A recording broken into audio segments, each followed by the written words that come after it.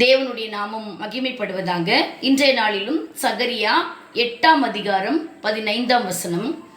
இந்நாட்களில் எருசலேமுக்கும் யூதாவுக்கும் நன்மை செய்யும்படி திரும்ப நினைத்தேன், பயப்படாதேயுங்கள்.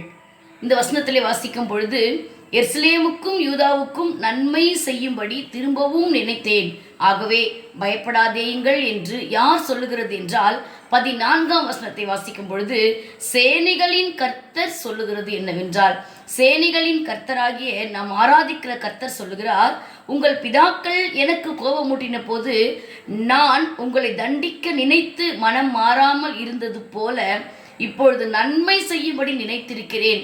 அப்போ மனம் மாறாதவர் இப்பொழுதும் மனம் மாறாதவராய் இருக்கிறார். ஆகவே நன்மை செய்யும்படி திரும்பவும் நான் நினைத்திருக்கிறேன், ஆகவே பயப்படாதீங்கள். அந்த நன்மையை நாம் பெற்றுக்கொள்ள வேண்டும் என்றால் அடுத்து 16ஆம் வசனத்தை வாசிக்கும் பொழுது நீங்கள் செய்ய வேண்டிய காரியங்கள் என்னவென்றால், இப்போ கர்த்தர் நமக்கு நன்மை தரார் சொன்ன உடனே ஆண்டவர் எனக்கு இன்னைக்கு நன்மை கொடுக்கலன்னு வாக்கு கொடுத்துட்டாரு, அவ்வளவுதான் நான் நன்மை பெற்றுக்கொள்வேன், அதோட முடிந்திராது.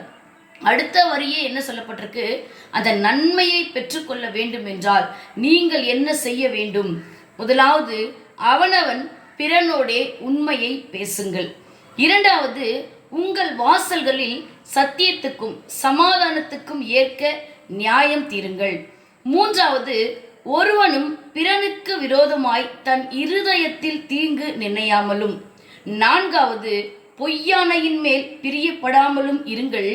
இவைகள் எல்லாம் நான் வெறுக்கிற காரியங்கள் என்று கர்த்தர் சொல்லுகிறார். அல்லேலூயா. நன்மை ஆண்டவர் செய்கிறாருன்னு சொல்லும் போது நமக்கு ரொம்ப மகிழ்ச்சியா இருக்கும். ஏன்னு சொன்னா இதே 8ஆவது அதிகாரத்துல நம்ம பார்க்கும் போது 2ஆம் வசனத்துல, நான் சீயோனுக்காக கடும் வைராக்கியம் கொண்டேன், அதற்காக மகா உக்கிரமான வைராக்கியம் கொண்டேன் என்று சேனைகளின் கர்த்தர் சொல்லுகிறார். சீயோனுக்கு நன்மை செய்யும்படி, தயை செய்யும்படி வைராக்கியம் கொண்டேன் என்று சேனைகளின் கர்த்தர் சொல்லியிருக்கிறார். சும்மா ஏதோ வாயில சொல்லிட்டு விடுறவர் இல்லை நம்முடைய கர்த்தர். மனம் மாறுவதற்கு அவர் மனுப்புத்திறனும் அல்ல, அவர் சொன்னால் செய்கிற தேவன், அவர் வசனித்தால் நிறைவேற்றுகிறவர். இந்த நாளில் இதை கேட்கிற யாரோ இருந்தாலும் அந்த இதே அதிகாரத்தில் நம்ம பார்க்கும்போது 13ஆம் வசனத்துல சம்பவிப்பது என்னவென்றால், யூதா வம்சத்தாரே, இஸ்ரவேல் வம்சத்தாரே, நீங்கள் புறஜாதிகளுக்குள்ளே சாபமாய் இருந்தது போலவே ஆசீர்வாதமாய் இருக்கும்படி நான் உங்களை ரட்சிப்பேன், பயப்படாதேயுங்கள், உங்கள் கைகள் திடப்பட கடவுது என்று சொல்லியிருக்கிறார். ஒருவேளை ஒரு காலகட்டங்களிலே நாம் சாபமாய் இருந்திருக்கலாம். நமக்கு வருகிற காரியங்கள் ஒன்றும் ஆசீர்வாதமானதா இல்லாமல் நன்மையே பெற்றுக்கொள்ளாம அப்படிப்பட்ட வாழ்க்கை ஒருவேளை நாம் வாழ்ந்து கொண்டிருக்கலாம்.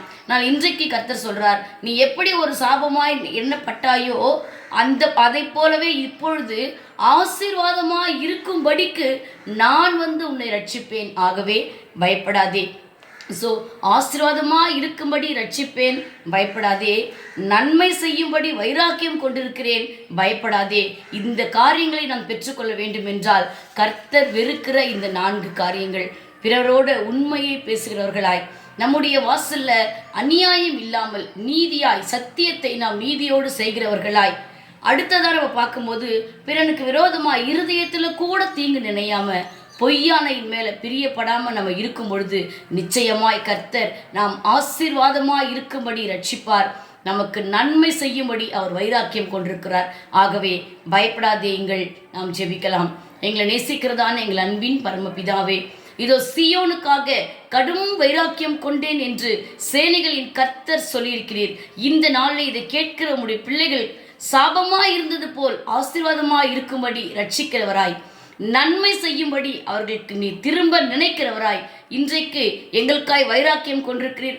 ஆகவே பயப்படாதேங்கள் என்று சொன்னீர். இதை கேட்கிற உம்முடைய பிள்ளைகள் ஒவ்வொருவரும் இதை சுதந்தரித்து ஆசீர்வாதமான நன்மைகளை பெற்றுக்கொள்ள கர்த்தர் தாமே ஆசீர்வதிக்க வேண்டுமாய் இயேசுவின் மூலமாய் செபிக்கிறோம் நல்ல பிதாவே, ஆமீன்.